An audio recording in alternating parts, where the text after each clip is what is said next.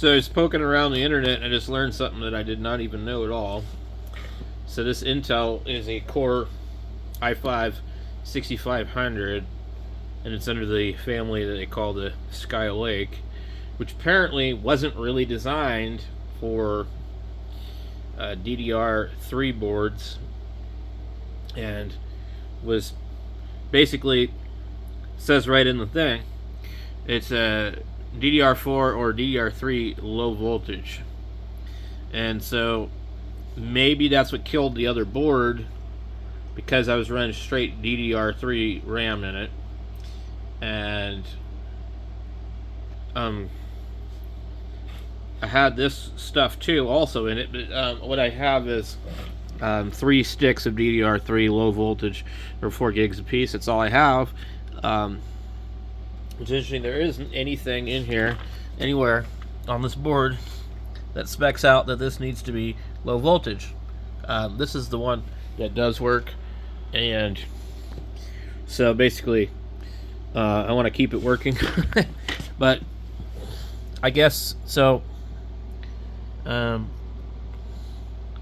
I don't see any information on this that says anything about the RAM. Sometimes it'll say on the board, but I need to look up this model of this board and see. But for now, like, I'm only missing 4 gigs of RAM on one slot, so it's going to be wiser for me to run these 3. And I thought it was funny that they actually worked at all, because I couldn't get them to work in any other computer, and now I know why. So they work in it because it was intended to use them. So I pulled out the 16 gigs of RAM, so we're now 4 and 4 and 4, so we're still 12. You know, 12 gigs of RAM isn't really that bad. I don't really think this computer is going to notice a huge difference. Still pretty snappy. So yeah, we had the Intel Core i5 6500 with 12 gigabytes of RAM, and it shows I have 2 terabyte, but my OS is not on the 2 terabyte drive, so I'm not really sure why it's doing that. Okay, so we have the Intel built-in graphics, and if I want to, I could go ahead and put a video card in here. Let me see what we're drawing. This is so nice. This thing just like draws 26 watts. It's like, wow. I mean, that's quite a bit lower than computers of the past. Pretty cool. So basically, I can just leave this thing on all the time and don't have to worry about it.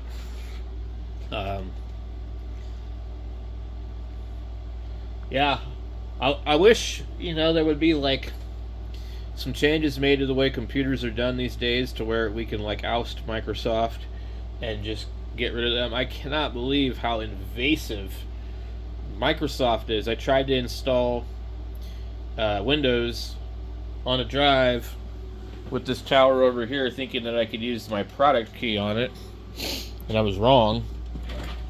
Not only was I wrong, but when I did install it, the Windows wanted an email address, phone numbers, all sorts of stuff, you know, because I had it connected to the internet when I was installing it, thinking that would help make it go easier without having to have all these stupid updates. So Windows is really, really, really, really bad news. And unfortunately, there are a lot of things that I just can't do without Windows. So I've got a couple of old laptops laying around, and I think they're just going to try and keep those maintained and use those to do that. So I also now know probably what's wrong with my other laptop, because it is supposed to have DDR3L RAM in it, and I've also stuck regular RAM in it. So I'm gonna have to take that thing apart and swap out the RAM. It's got 16 gigabytes of RAM in it that just ain't never gonna work for it. So I'm learning, guys. Anyway, This thing's working good. And now we got this one here. We can put it back up here. The Gigabyte board in the entertainment PC, or whatever you want to call this thing, from 2009. I've got these sticks of RAM.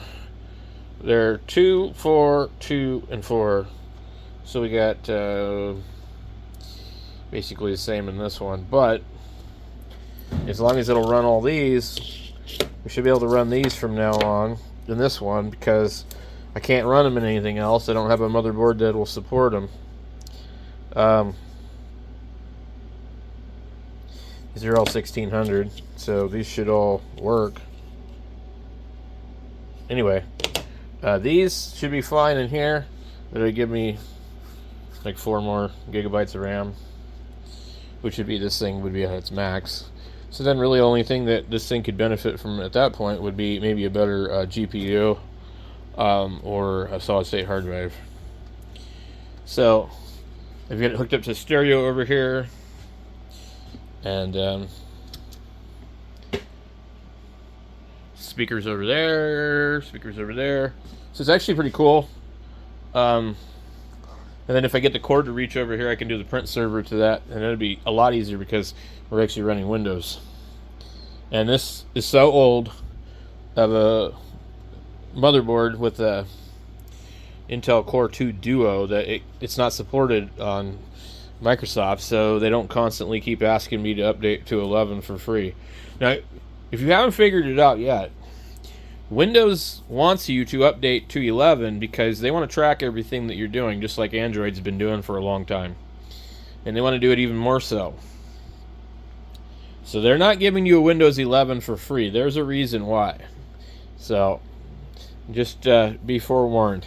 But if you're going to continue to use Windows and you want new stuff, you're really not going to, there's no choice. You're going to have to. So that's the bad news. Until something else comes along that can dominate the market. And Apple ain't no picnic either. And then the problem with Apple is that a lot of stuff doesn't work with Apple too. So I don't see any reason to do Apple. So I'm just going to try and maintain my old stuff so that I can still do what I need to do without dealing with the invasion of the new Windows 11. So that's what we got going on today. We've got 2 computers that we've kind of considered done. We figured out a little bit about the RAM, more than we knew, which explains something about the laptop as well. So it's cool. It's a learning process.